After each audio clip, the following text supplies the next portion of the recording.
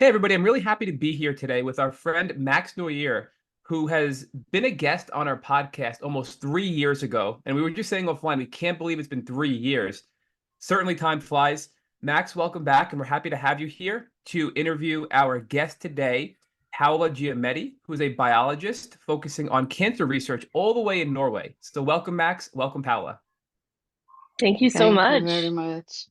Thank you. It's really great to be back. It's great to be here with you, Matt, and to meet you, Paula. Very excited to learn more about you and your journey today. So, yeah, how are you? I see you're from Norway. How is that? How's the weather? Oh, I'm good. Norway now we have springtime, but I'm the north of Norway, so Tromsø is the name of the city, and it's a lot of snow still. So I need to wait a bit to maybe after Easter.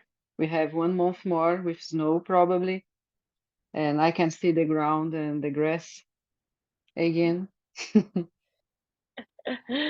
I'm sure you're looking forward to that. Yes. Um, yeah, so if you want to give a quick intro of yourself, I know Matt mentioned that you do cancer research, so I'd love to hear some background on that before we jump into your Lyme story. Yes, I did my PhD in Brazil, also my master degree, and I came to Norway. Uh, Before I had no job here, I found a job in a kitchen. I work very hard in kitchen. This time I thought, oh my God, I'm going to give up because it was very hard work for me. I didn't understand what was happening with my body. But I managed and I found a job in my area. So I'm working with cancer research in a very nice group in the University of Tromsø. Uh, and yeah, I study many kind of cancers like sarcoma, lung cancer, colon, prostate, mama. Yes. So for That's me, beautiful. it's a very good job. I sometimes I say for myself, I don't know if I could work in another place because my job is calm. Norwegians are calm people, mostly from the north. They are more concerned about not, of course, job is important, but they don't leave for work like we do in Brazil or maybe in other countries. I think maybe United States also people are more focused in job and not in private life sometimes. So here I feel I'm more healthy about, I mean, I when I talk about stress, I have much less stress. Pal, I'm going to jump in real quick with Max as well because it's interesting to talk about the perspective of work and the stress environment, which has a direct impact on our health and specifically people with Lyme, like us and people listening to this podcast. So here in the States, I'm from New York. I can tell you, you're right. People live for work, which is a really unhealthy way to live.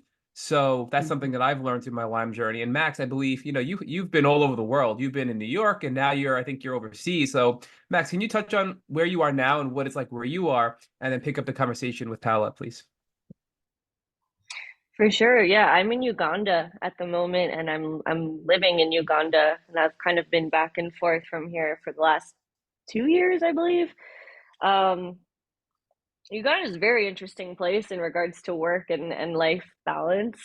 Some people work constantly, like literally constantly. Everybody has many different hustles. I don't know anyone who does one thing and one thing only. Everyone has their hands in a million different jobs. And then there are people who are just enjoying and they don't really do anything ever for work. So you have this funny mixture of work-life balance, and work-life balance has been something personally that I've been struggling to understand, especially from the perspective of having a chronic illness and trying to navigate that. So I'd love to hear uh, first about how you were before Lyme disease, and then kind of dig into more deeply how life changed for you and how you've been handling work-life balance. Hmm. Actually, when you have a illness, you don't know what you have. You just live your life and you think, okay, this is normal. So since I was 11, I had strange conditions, and I remember very well when I need to be in bed for 1 month, about 1 month. I was feeling weak. I could not walk. I could not go to school. I had a bit fever. And I remember I went to the doctor, but nothing happened. And I just stay at home. I thought maybe it's depression. I thought not when I was 11 about depression, but when I was with 22, 23, and I remember this situation, I said, okay, maybe was depression with 11 years old. But I could not understand. And with 15, I remember my mother needed to carry me in her back because I could not continue walking. The bus stop was 2 kilometers from my house, and I need to do this way, go and back every day to go to school because I lived in the middle of forest in Brazil. So it was very, very hard. I realized that when I was 20, 21 years old, it started to, these trigger points in back started to appear. And first one I remember was in my neck. And I thought, what is this? Is a tumor? Because I never had, or I couldn't understand. And also I had problems in back, more trigger points appearing, and it started like this. And I couldn't follow so well the university. I felt super tired, super tired. And I could, can you imagine, in presentation, I was going forward with slides for a friend, chuk, pressing the button forward, next, and I press it, next, and suddenly I slept. And she started to next, next, and I was sleeping. And so in meetings with boss, I slept in the middle of meetings in front of my boss. So I was super tired all the time. And in São Paulo, where I lived, I spent about 4 hours to go and come back from job. Paola, So, real quick, I want to ask, so if we can go back to the time you were 11 when you first got sick, you said that you were mm-hmm, in bed for about a month, and then it got worse where mm-hmm, you couldn't even walk by the time you were 15 to the bus stop. So where were you living? I think you said that you grew up in Brazil. So is that where you were at this time? yes, I grew up in Brazil. I came to Norway 2018.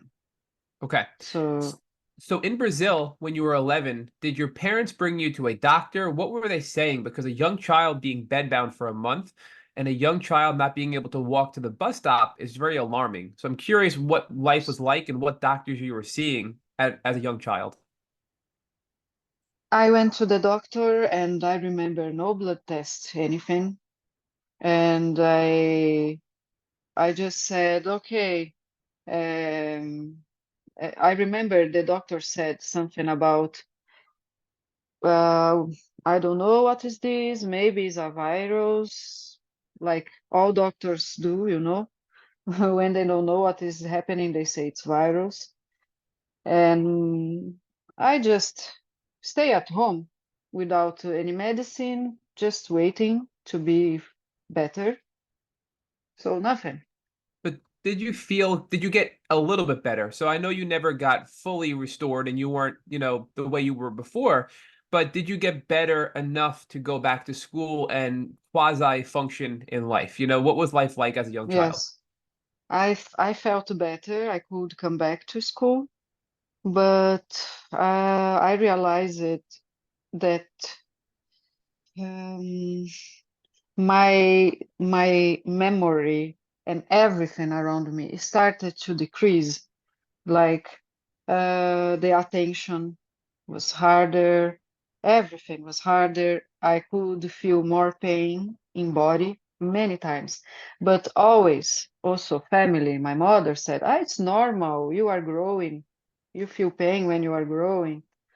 And okay, I had issues with my heart, I feel pain in chest. It's normal, in my age, I had the same. So all the time I heard this from my mother, from uh, you know, doctors. I many times tried to go to doctor after because I started to be really bad with 20, about really bad, with a lot of pain that never ends. And they said it's fibromyalgia. Yes. So, Um, Paola, real quick. So, really, up until the time you were 20, you didn't see any other doctors because your mom said these are normal growing pains. But looking back, you realized they weren't. So, you really just were struggling yes, through as a child up until you were 20, correct? yes. And also with strange things in my skin. Ah, it's normal. Maybe it's some because of the warm or always. Of course, I don't want to put in my mother like she is guilty, but in her mind also I understand that she had everything for children to feel like everything is will be okay. Did you have any brothers and So sisters that were yes, as I well? have And how many? one brother and one sister. Were they healthy? Were they having any health issues, or were you the one who was really struggling the most with your health as a child? They are. You mean if they are healthy? Yes, They are. they are. Yes. Hmm. So you were just the daughter who was a little bit more sick than your brother and sister, but your mom thought it was normal. Exactly. So now you still go to school, you graduate, and you go to college, correct? Yes, exactly. So let's focus on your college experience because that seems like the time when you really started to crash and have severe health issues. You talked about, managing a presentation for a fellow student, clicking through the PowerPoint slides, and you fell asleep while doing that for a fellow student. You had extreme pain, and I believe you said that you were diagnosed with fibromyalgia at this time. Yes. With 20, I was diagnosed by fibromyalgia. And I had also, I just thought, what is, maybe it's fibromyalgia because I was speaking with a psychiatric, uh, and he said, okay, you are taking antidepressant because I was with depression. And he said, okay, how you feel? And I feel less pain. What? Less pain? Why? Oh, and he said, this medicine is using also for fibromyalgia. Maybe you have. So after my psychiatrist helped me with this word, Yep, psychiatrist. You're saying yes, you're perfect. psychiatrist, yes, thank you. So after this doctor, I went to a rheumatologist and they confirmed, okay, you have fibromyalgia. Were you seeing any other doctors before you saw the psychiatrist, or that was the first doctor you saw to seek help from your symptoms? I went in many doctors because when I became older, I fought more with my mother and I had no money also to go. But many times when I could pay for doctor, I was uh, maybe 2 times per month in doctor. Just try to understand, okay, why I have pain in chest, why I have these problems with my intestine, why I have these problems with pain in muscles and joints. So always was connected fibromyalgia. And also when I was 26 years old, I tried to join to the police and I jumped one, yeah, there was a kind of test I needed to jump. and I destroyed one ligament. And after that, I did a surgery after 1 year. And this surgery, it was super hard to recover. And they said, all is okay in your resonance, magnetic resonance. And I said, but I feel a lot of pain. What is happening? And one guy said, you should visit a special place for pain, because looks like it's fibromyalgia again. So, okay, one more time, fibro problems. So I struggled a lot. I paid a lot, many times for doctors and nothing. So from the time you were 20 to 26, you saw a lot of doctors, physical and mental health, and all the physical doctors said it must be Yes, fibromyalgia. And then yes, your psychiatrist validated that by saying the medication you were on for your mental health helped your physical symptoms, which is a sign of fibro. And at that point, it just kept coming back and coming back. But I'm curious, were you ever tested for Lyme disease or other tick-borne illnesses from this, time of 20 to 26? no, never.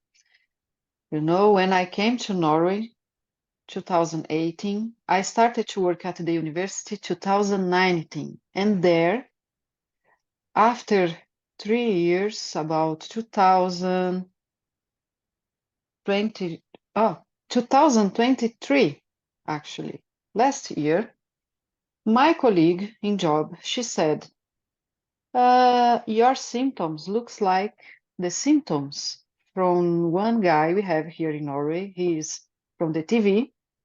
His name is Lars Monsen. He was bitten by tick.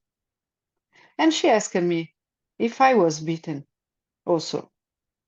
And I said many times when I was kid, many times. For me, it was like routine being bitten by this, because I live in forest. I had a lot of dogs with this. There was cows and capybara around the area. So, yes, many times. Okay, so I started to search about many illness from uh, tick-borne diseases. And I saw, wow, Lyme disease fits so well. And I tried to speak with a doctor in Brazil. And he said, send your blood to Germany. And because I tried to diagnose here in Norway, but the doctors here, they are not prepared.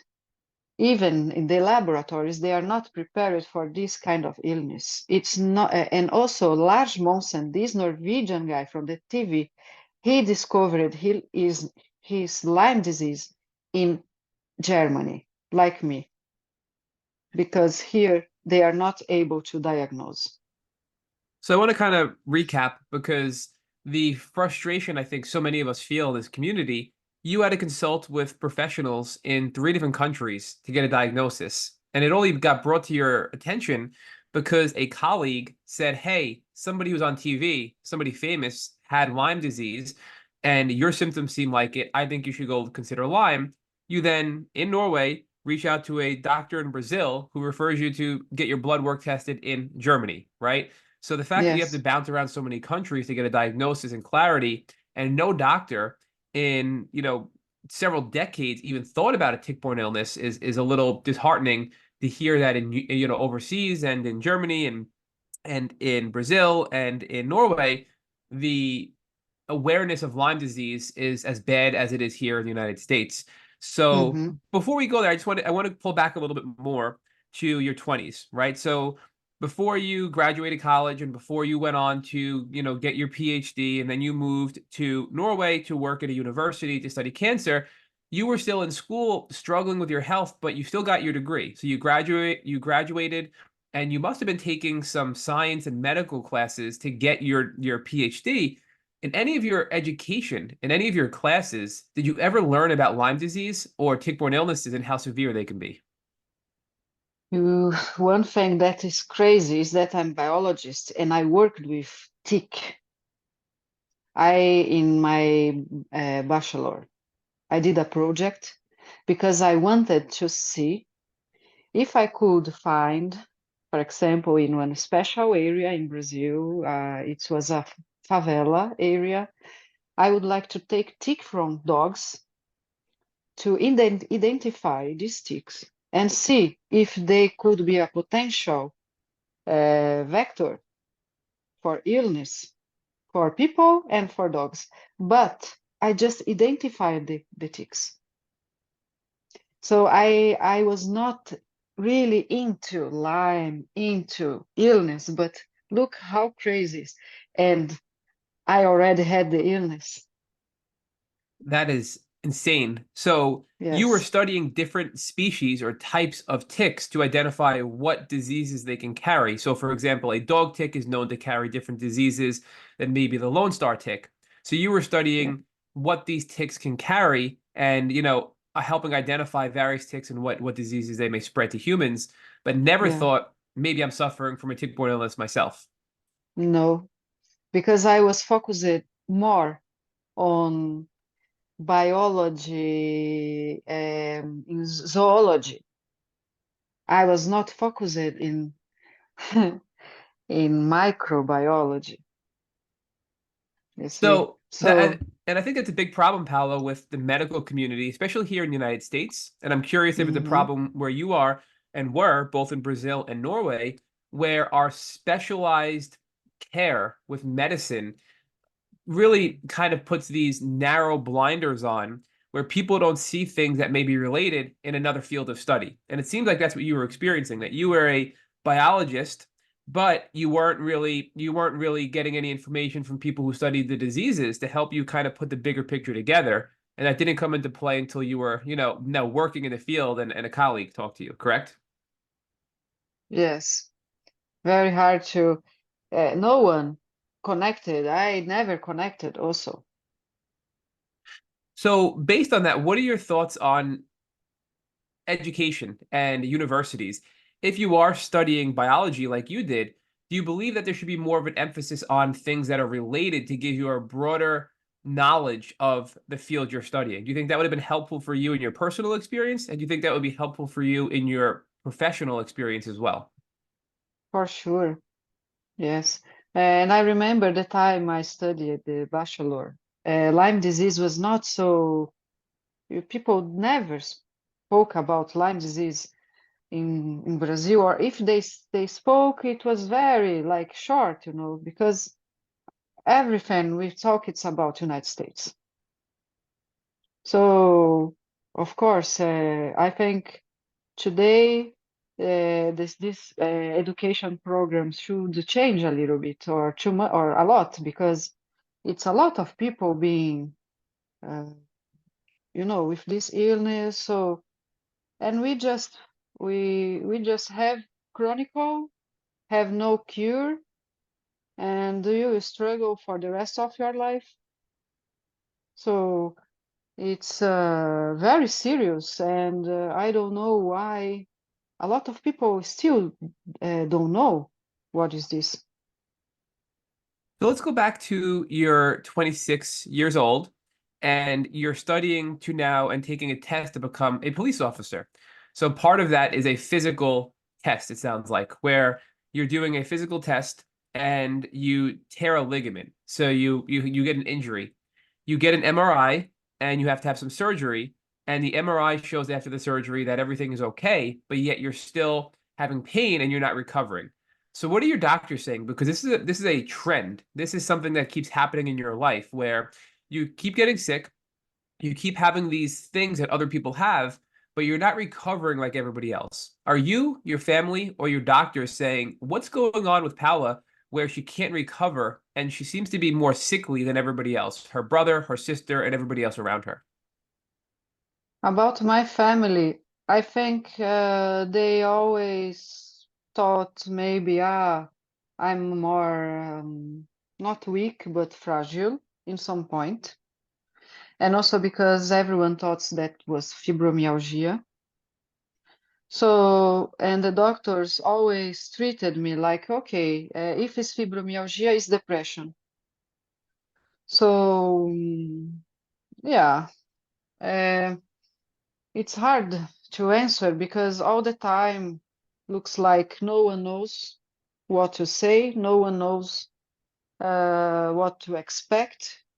And many times I felt like everyone with Lyme disease felt one time at least that, okay, I'm crazy or I am inventing, I want to make drama. Or many times I felt, that doctors or family could, not family, but maybe my mother always, pray for God, So this is one thing also that made me a bit angry with religion and, these people that has Lyme disease and mindset, full mindset, or meditation. I say, for me, this doesn't work. For me, this is just beautiful to see. For me, what really worked was antibiotics and occupy my mind because we know that Lyme disease give depression, give a lot of issues with head. And the way I found to jump from these problems is not meditation or because I tried everything before, like meditation, energy, Reiki, uh, you know. So for me, it's keep mind occupied. And even if you have pain, try do exercises. Because for me, I say to my boyfriend, my dream is climbing. And I thought, okay, now I will never climb because I know I have a lot of issues with my joints. I'm not strong, I feel weak. But I said, why not? And we tried. And I can feel after almost 2 months climbing that my muscles are responding much better and much stronger, but I feel a lot of pain. I say, usually I put in my social medias some jokes about climbing. And when I put like the first 3 meters, it's first level of pain. The next 3 meters is the second level of pain. So the pain, how much I go up, as much as I go up, more painful is. But I feel very good when I can reach the top of this. And the pain for me worse because next time I feel stronger. And today I'm able to open bottles. Before I was not able to open bottles. So this is my view and my opinion about this. My mother always, pray, mindset, relax. This doesn't work for me. So I get a bit angry with this kind of way to solve.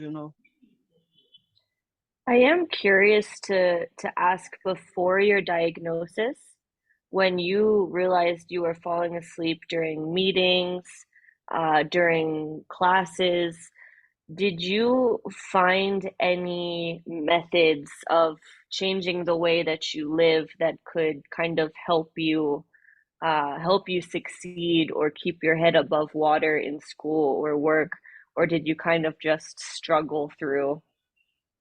I just struggle through and try it, uh, live one day per one time, how you say in English, day by day. Mm, So I just thought about, I want to finish this because I didn't like school. I felt so tired. mm, University, I was happy, but I felt super tired. mm, So hard. But, I was just walking because I felt if I stop, I will die. mhm, This was always my feeling. If I decide to like, I don't know, I cannot go anymore. I feel that I am becoming old and I'm going to die, you know? So I just try to keep going and that's it. So this is the only way I found to solve. Uh, So I'm living like day by day. For example, today I have a lot of pain. This night was very bad because I am my period, and we with that have Lyme disease, we know women have a lot of issues during period. So I had my treatment. I can say, okay, I am better, maybe 75%. But when I am my period, I have this oscillation with all symptoms, all symptoms. And one thing that is important to say here also, it's in 2022, November, I had corona. And after this, my immunity was so crazy. I don't know what happened. And I started to have a lot of bad, worse symptoms of Lyme disease. So at this time, I said, okay, I am dying. So I should run and really understand what is happening. So my colleague said, oh, you have this paresthesia in your mouth. You don't feel your tongue. You feel pain. You cannot open your mouth. This looks so much Lars Monsen, this guy from TV. So after that, she said, try to see if you have this disease, illness. So last year was my hell year because I was with a lot of pain and I shaked voice. My voice was trembling. I couldn't speak well. I couldn't think or make solutions, fast solutions. I couldn't walk well. I look old lady walking. I needed to hold the walls. And sometimes I feel my voice shaking. It's not common, but if I am more nervous or I feel it's difficult, my hands shakes also. I am a writer. I cannot write anymore, or at least I have many books published in Brazil, but this year, I mean last year, I couldn't create anything. My mind was like a just white cloud, and I cannot. I'm still in this cloud, trying to go out of this.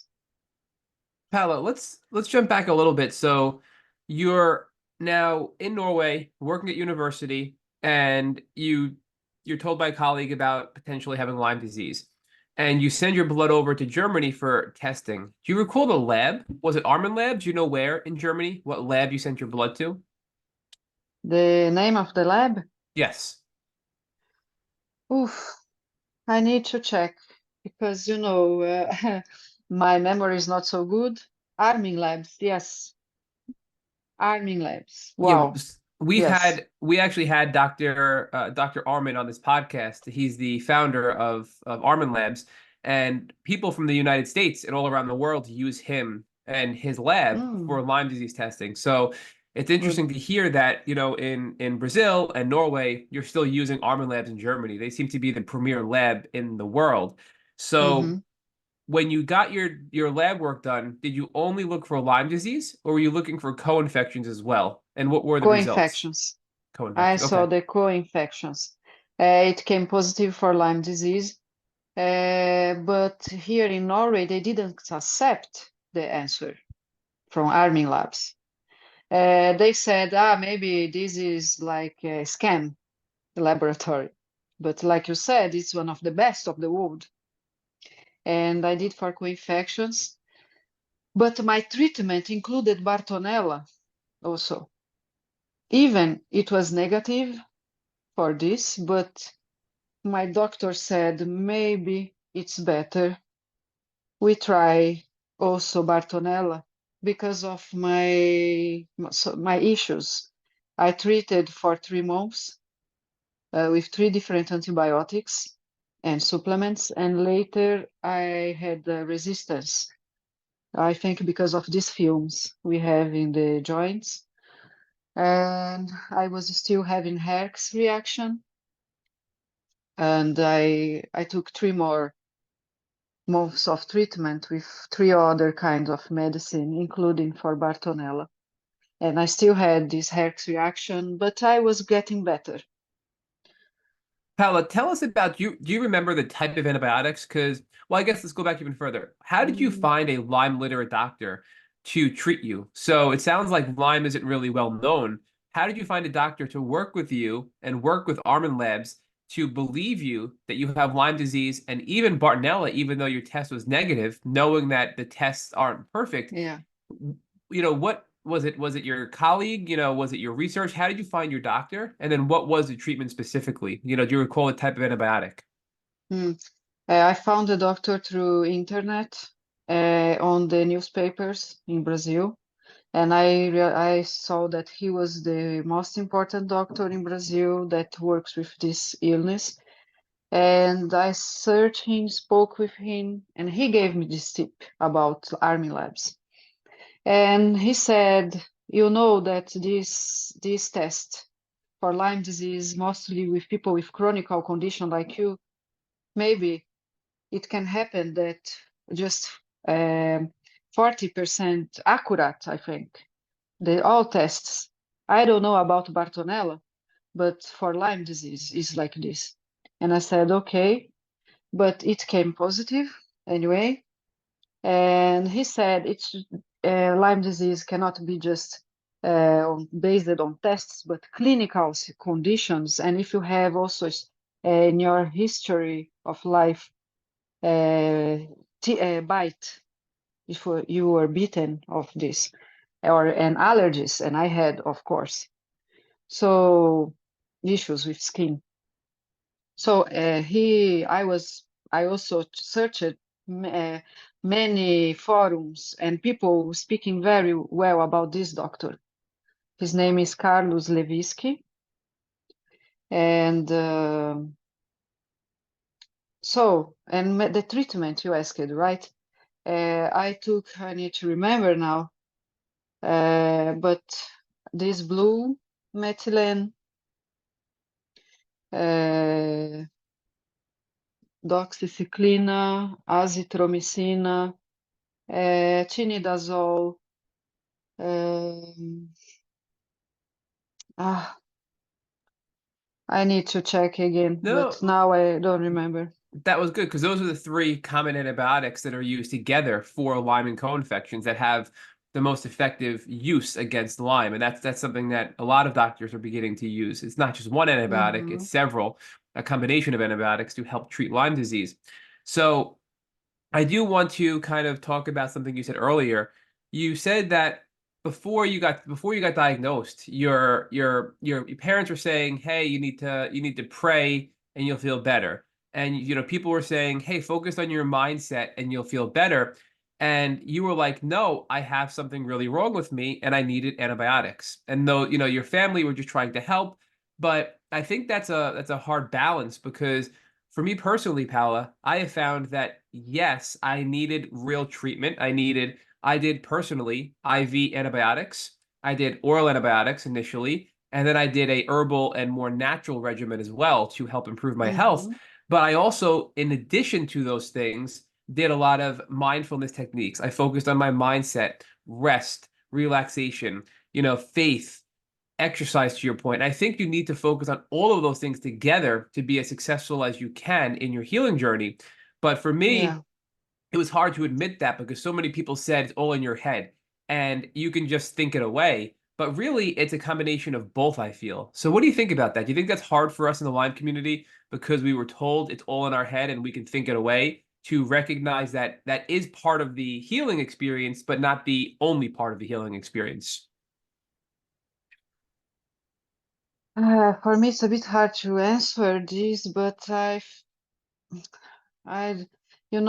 me, I am I am on meditation the 24 hours per day because I have this brain fog. So I am like this the whole day, very relaxed now. You know what I mean. So for me, this is a kind of meditation. I am. calm. So I don't think this really works for, of course, related with depression. Yes, I agree. When you are angry or bad in some situation in life. But for me, my experience, um, I realized that along the years, I had a it was very hard to um, to deal with frustrations. For me, this is very hard today. So maybe, okay, the mindset can help during this moment. But for me, it's very hard to answer this since I got a bit resistant, with, of course, medicine and herbs and supplements, very important, and therapy, psychotherapy, to understand and learn to listen your body and respect your body. Also, don't feel guilty, because we feel guilty when we just lay down and don't do anything. I feel guilty. So it's important to have a compensation. So I believe for most of people, faith in God or pray, it's a way to receive this relief. Yeah, and that's exactly what I mean. So, Max had asked earlier, what have you done that has helped you sort of feel better and get through it, especially when you were younger in your 20s? And I think, what I'm hearing from you, Paola, is that yes, you really need antibiotics and herbs and things to you take to help make you feel better and get rid of the disease and the illness. But being able to have therapy and deal with the emotions will help you feel even better. So I'll kind of use my example here. Mhm. When I was really sick, I would have anxiety, I'd feel alone, I'd feel depressed, and those feelings I had made me even more physically worse because my body was so overwhelmed. My brain was overwhelmed. I was tensing up my body physically. I was tensing up because I was anxious and nervous. And when you are sick from Lyme and infections, and you are in a place of anxiety and depression and really bad emotions, you're going to get even worse because your body isn't able to Yes, heal or to do what it was designed to do. Now, that doesn't mean you're going to feel great. It just means you're not going to feel as bad as you would if you were completely anxious and depressed and in a bad place emotionally, which is why therapy is so important, Paula. So, do you agree with that? That there it really is two sides to the coin, where there's a of physical course. healing part, but the emotional, the therapy, the spiritual is really important too, to help have a state of calm to allow your body to Yes, heal with the support of the medicine, right? for sure. Yes. And also during these years, I was really trying, something with religion. I was like with strong beliefs also. So maybe this helped me during these years, across these hard times, of course. Um, yeah, but good that I found and I could increase I mean, treat the neck with antibiotics. And now I'm not so much into mindset, but I'm more into sports. And because I feel I need a bit time, to accept again some, like, okay, you are with pain, try to do meditation. Because my doctor here in Norway, I said I was crying with pain, and she said, "Did you try to get fresh air?" So for me, it's almost suggested meditation, and I was very angry at that time. So I need more time to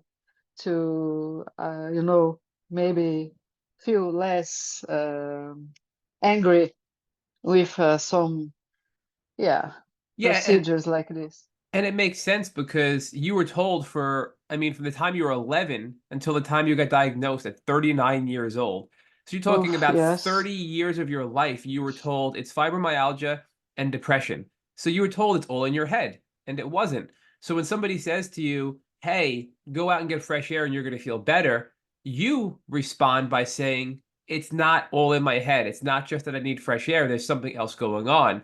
So I totally get that reaction. So understood, right? And that's where I Yes. think the balance of understanding you need treatment and these other tools is really the best approach to healing. So you mentioned exercise, and I want to touch on this. And maybe Max, if you can weigh in on your experiences too with movement, because people that are avid listeners to this podcast know I personally have struggled with exercise. Before I got sick, I was a big runner. I was running about 10 miles a day. You know, the typical story. I was working multiple jobs, exercising. Then when I got sick, I was extremely exercise intolerant. And even as I started to feel better, if I went for a half a mile walk, I would be in pain Mm-hmm. for a week. Like you, Paola, you described Mm-hmm. the more you exercise, the worse you feel. And it's been almost 10 years for me, but I've been able to little by little by little do more. I mean, this past Saturday, I was able to do a jog, run, walk for almost 8 miles, which I Good. could have done even a couple of Mm-hmm. years ago. But my learning lesson has been little by little by little. So you start by Mm-hmm. walking and do a half a mile or a couple of houses. And each day you try to push yourself a little bit more so you minimize the pain you feel. And then as you build your muscles and you build your strength, then you're able to do more and more and more. And when you look back, you've made significant progress. So I know it's really hard. And for me personally, it was hard to accept that I had to push myself. But can both of you share your experiences with exercise and if it's really been that important in your healing journeys as well? Hmm. Yes, so I understand very well what you mean. I was very sportive, you know. I loved taekwondo, martial arts. I did also kung fu and Chinese boxing. So, and also gym. So how could I deal with all of this? Because I couldn't, I projected myself into a character that I like very much. That is Lara Croft from Tomb Raider. She is very tough girl. And I said, oh, I would love to be this woman, you know? I don't need to be rich. I just want to be like her, strong like her. And she is a climber. So I tried in my life do everything I could to be a little bit like her. Even shooting. I learned how to shoot with many kind of guns just for relaxing, relaxing. And also martial arts. I did 6 years one place, 2 more years another, but always I was struggling a lot. But with 20, I stopped because I start to be worse. 20, and I tried again with 25, and I struggle more and more, and I stopped it again. And 26, I had the problem in my knee, and later a lot of physiotherapy, a lot, and I came back to gym. But all the time I was in gym, I needed to stop for, like you said, you also couldn't tolerate the pain of the exercise. For me, tolerate the pain of the exercise is hell because I feel when I am moving, I feel these wounds I have in my joints. So, but by one side, I try to don't give energy or focus for these wounds, for this pain. I try to use a bit anger, like I don't accept to be like this. It's like um, I really don't accept to be like this. I don't accept to be old, like or feel old before I should be old. So I really struggle with pain because if I don't do it, I feel frustration, and frustration for me is very bad. So I just learned that I should breathe very deep all the time, breathe. Sometimes my boyfriend, you are feeling a lot of pain? Yes, I am feeling a lot of pain. Or you cannot, why you cannot hold this? This is not so heavy. And I say, I don't know why. I just cannot. But we that have Lyme, you know very well that it's like a strange fatigue. Your muscle cannot deal. But even if my muscle cannot deal, something I will do with this muscle. So my goal now about muscles and gym is try to get more muscles in mostly in back also and shoulders. So I would like to be my own laboratory and see if my pain can decrease or if I can be more tolerate with pain if I have more muscles and more power. Yeah, so because I tried medicines, I tried everything. I learned that I should live with this pain for the rest of my life, probably. So this let me be a bit acid also with myself. But this is the way I found to continue, you know. Life is pain a bit, so it's a bit painful, but it's better feel pain with exercise without exercise. Anyway, I feel pain. Mm. Yeah, exercise for me has honestly been the most challenging life category post Lyme. For me, I was in bed most of the time for about 10 years. And as a result, I lost all of the muscles in my back. Sounds like you also have that problem just from laying down and sitting so much. I lost all my back, shoulder, neck muscles. So I've had chronic pain in the right side of my body for over 10 years now.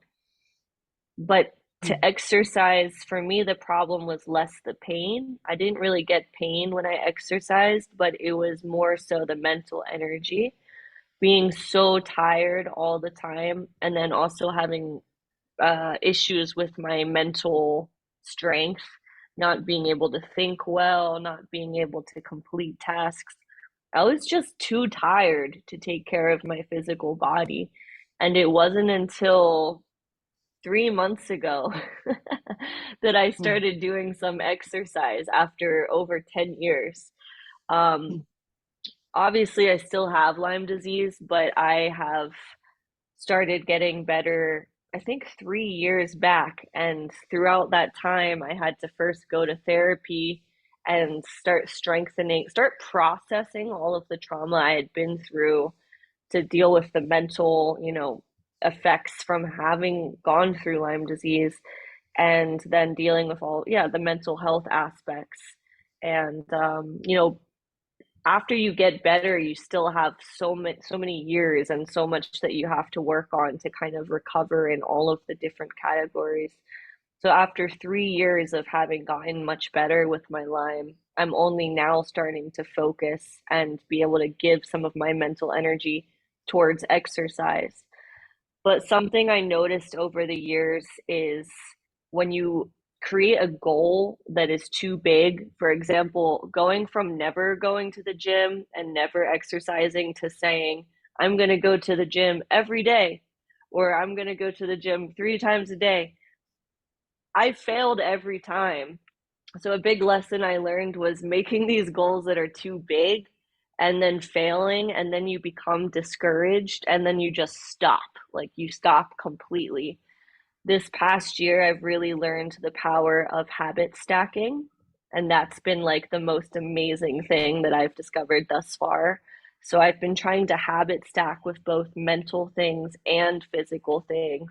For example, I started with learning Spanish, and Mm. I do 3 to 5 minutes of Duolingo every single day. It's very easy. It's not time consuming. It makes my brain work, but only for 3 minutes. So I don't get that tired. And I've now done that for over 450 days in a row. And once I was able to get those 3 minutes every day down consistently, then I was able to add another habit. And that next habit I did, since my back is so weak, I started doing one back exercise every day. It took 1 minute, 1 minute of my life every day. And after about 1 month, I had that habit created and I knew I wasn't going to lose that habit. And I also started feeling less pain because I was strengthening those back muscles that I had lost. So creating, for me, creating these small, very achievable goals, but only creating one at a time, and then not adding another goal until I've really gained that consistency on the first one. That has been the most effective strategy for me that I've found so far.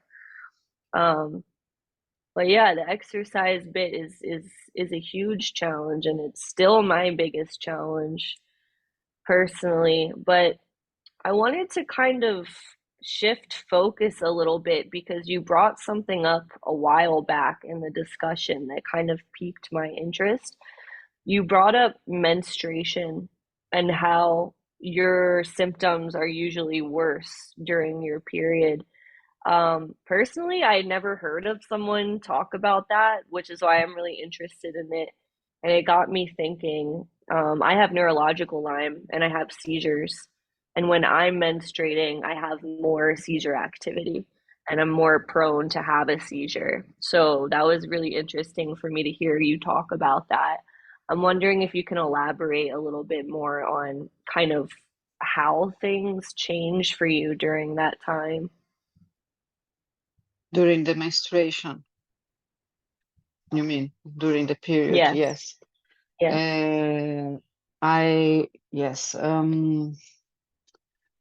I read some papers also after my doctor told me, yes, the period is hard for women with Lyme disease. I wanted to understand why, and looks like it's something related with estrogen peak. And also I tried to take hormones, contraceptives, and my pain increased a lot. So I tried progesterone alone, estrogen alone, combination, small doses, everything. I I cannot. Otherwise, it will be hell. So when I am getting my period, 1 week before, usually I start to feel more pain in joints and mostly in shoulders. And also I feel my muscles with these trigger points more swelling up. And also I feel more issues with how can I say, about feelings, more afraid. I feel more insecure, more anxious in general. So and when I am in coming, my period is coming, I feel more trembling hands. Also, my mind is more, I have more problems to find words, to solve easy tasks, to keep long conversation. And also I have, it's also my eyes, sometimes when I am my period, I am more, my eyes are more blurry, and I have this noise in my ears also. So yeah, I had also neuroborreliosis, problems with to, how can I say, equilibrium, also. So in this period, I feel also my heart much more heavy. Looks like it's more heavy. I feel I have an extra systole, extra, I forgot in English. You know, when you have your ventricle jump one more time, my heart and don't do boom boom, Like do an boom boom boom. arrhythmia? Yeah, like arrhythmia. So I developed this arrhythmia also, and I feel pain when the heart start to be crazy, you know, and also in my neck it radiates pain for the neck. So in this period, I am more like this, and I cannot sleep well. But after 2 weeks, I mean, 1 week before period and 1 week after period, I have these issues. So it's half a month about. That's half your It's life. worse. Yes, Wow. I don't know if everyone is this, but at least my doctor and a lot of women, when I speak, they say, huh, in period is hell. It's complicated.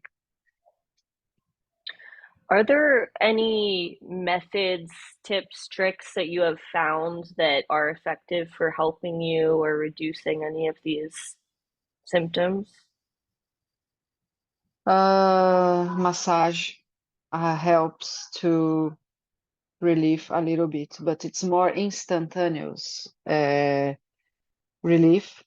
And I also realized that when I go into jacuzzi and I have this massage with water, it helps a lot.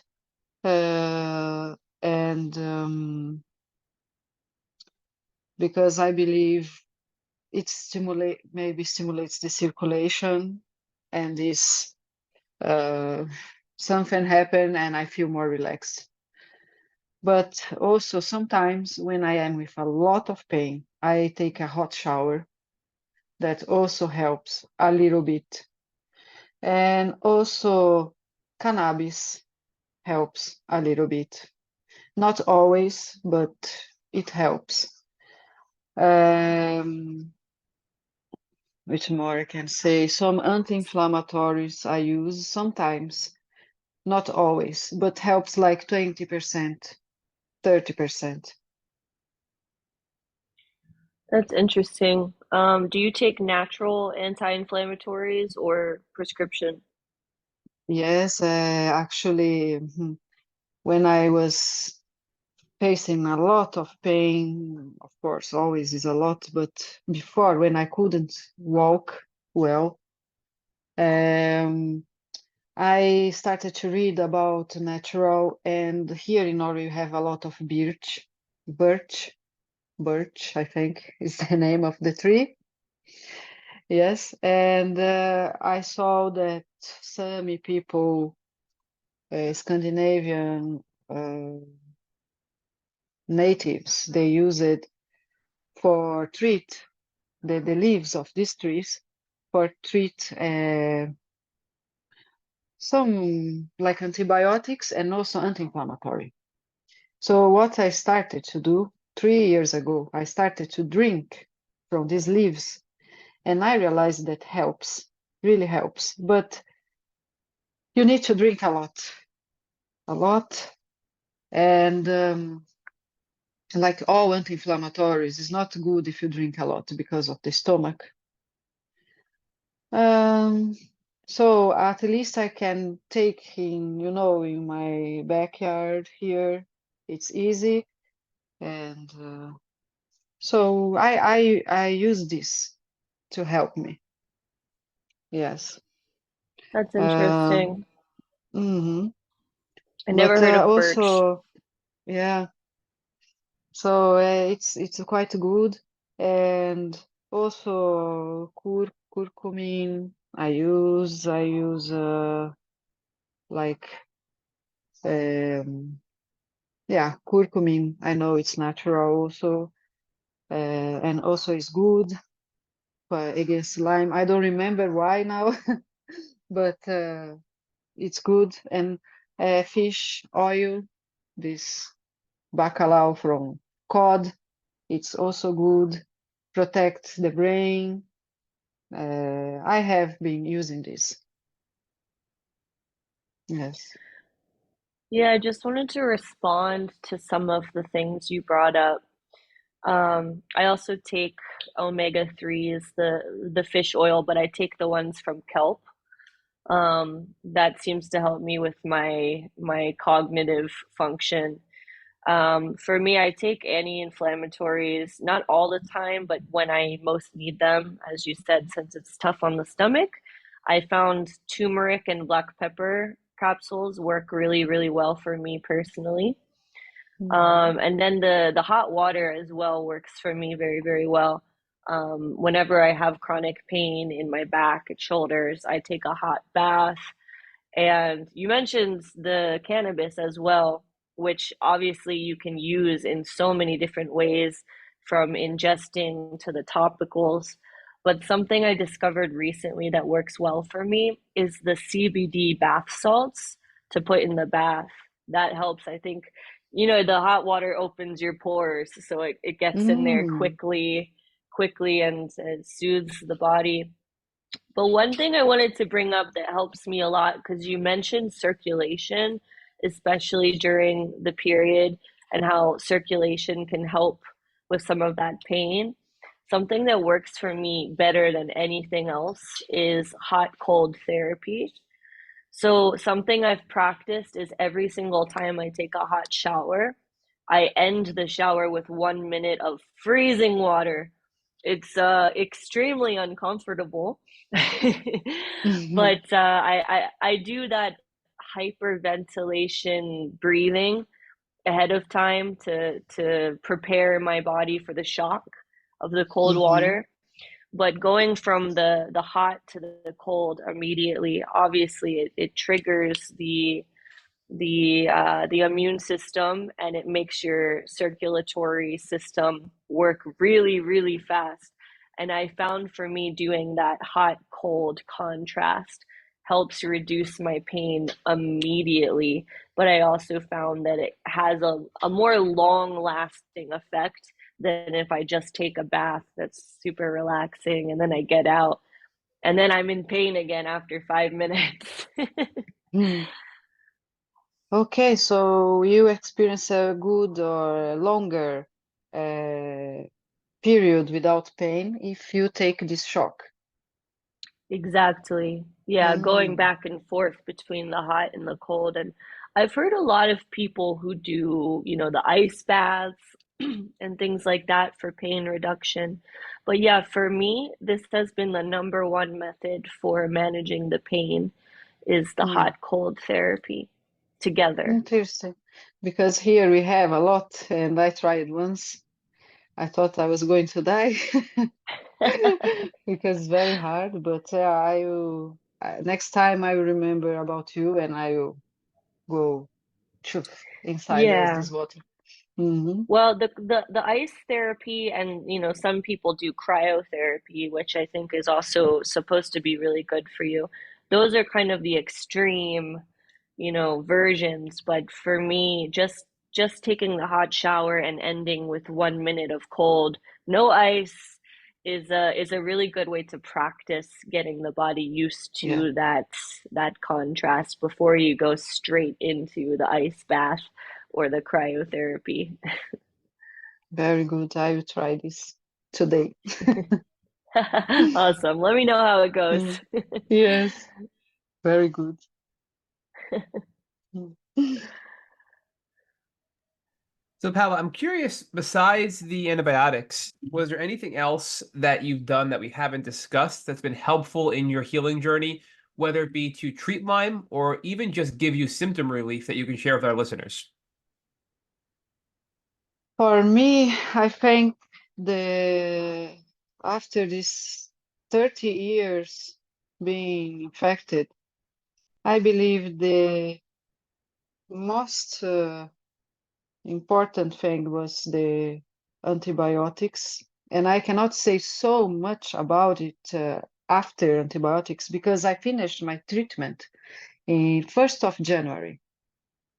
So now I am taking this one medicine to increase immunity. So now I am slowly experiencing more what really helps. Because for me, it's like a blind shot. I finished to take antibiotics quite few months ago. So for me, what really helped me was the antibiotics. So I hope this medicine now can help me a little bit more with the immunity. And I realized it also after when I took the antibiotics, when I finished, looks like my body was adapting. It was going into a kind of adaptation, and the bacteria was growing again. But I felt, oh my God, maybe my treatment was not working well. Now I have a lot of troubles, but not suddenly. Looks like my body was adapted, or the bacteria just stopped, or they grew a bit more, but there are some that is controlling inside my body, and I feel more, not so many variations per day. You know what I mean? It's not floating so much. I feel more stable now. So what I really do now when I have a lot of pain that helps, it's maybe take hot shower, and I will try this cold and this hot and cold. But it's a pity that I cannot say so much more because it's too early for me to say what is really helping me now. Maybe good food. Also, I'm trying to, because I lost many kilos. I lost muscles in my back also, and legs, everything. And now I am trying to eat more good meat, real meat, and vegetables, and take also vitamins to help me to give power every day. And believe that, like you said, faith is important. So I believe that the vitamins are doing some effect. And I also believe in the exercise. So I am I don't know in English how can I say, but putting all efforts into this now. Yeah, so Yes. you're in the repair phase. So, we look at Lyme as there's different phases to the journey, and we've come up with a different, we call it acre. So there's the I'm sorry, not acre, parm. I'm giving a sneak peek at something else that we're working on. But with parm, it's really you have to prehab your body, you have to assist your body to kill and remove the pathogens. And then you have your recovery and maintenance. So you're at a point now where you're building your body back up from decades of damage. So you're taking vitamins, you're eating well, you're exercising, you're taking things to boost your immune system because now you're done with the assist or the kill phase to kill the bacteria, and you're rebuilding and you're rebuilding. And that's where you are right now. Can you share with us, if you know offhand, what medicine are you on, or what do you want to help rebuild your immune system? Because you mentioned there was some immune therapy you were doing. Yeah, can you help me with the name of this medicine? It says naltrexone, Oh, naltrexone. naltrexone. Yeah, Low this. dose, probably LDN, low dose Low naltrexone. doses. Yep. Yes. Yep. That's very common. So that's another great tool. So now you're at a point where you're really strengthening your body. And are you still working? What's life like now that you're done with treatment and you're rebuilding? What kind of life do you have? It sounds like you have a boyfriend, you're happy. So just give us some breakthroughs and happiness in your life now that you've gotten through this aggressive treatment with the antibiotics. You mean what is making me more, I mean, good and happy, feeling good in Yep. my day, in daily, okay. So yes, I have a boyfriend. He supports me a lot. He also helped me a lot with gym to, uh, yeah, he has more experience than me, and this makes me believe I can improve. So this is a good, very good point that gives me more. I want to, go into this and feel more brave to try, and also my family that supports me. They are always, they now understand better. My mother helped me a lot, also in this process of taking care of me. Um, and also now my job, at least my colleagues, they understand the situation. I try to be a bit more tough also in job because I don't want to show to them that I need to work less because my boss offered me if I want to work less. I believe you need to work less. Oh, no, I don't want. I want to continue. I want to have the same salary. My boss doesn't understand. She is pathologist, but she doesn't understand well that the illness is hard to be treated. She thought, oh my God, being at home for 1 month looks like you looks good. You don't look ill. So my boss doesn't understand so well, but now she accepted better, and I feel more support from my group, and also I have few friends here, but good friends that listen me. Can I can talk about my problems, like psychological problems, my issues in life. So I think this combination gave me good. All of this combination are giving me, yeah, a good perspective. To continue in this way and to, yeah, don't give up. So I Well, think Paola, all of this helped me a lot. Paola, we can't thank you enough for joining our Take Bootcamp podcast. Max, we can't thank you enough for coming back to co-host after 3 years of being a guest yourself on this podcast. I mean, truly, all three of us are in different parts of the world, but we're united through this common cause to raise awareness and help other people across the globe to deal with chronic Lyme disease. So, Paola and Max, thank you again for joining our podcast. Absolutely. Thank you so For much, sure. Paola. Thank you, Matt. Thank you very much for the opportunity to speak with you about this, both of you. And if, of course, if you have in the future, probably I can share much more experience about my immunity. So it will be always a pleasure to talk with you and also get feedbacks like I'm learning with both of you.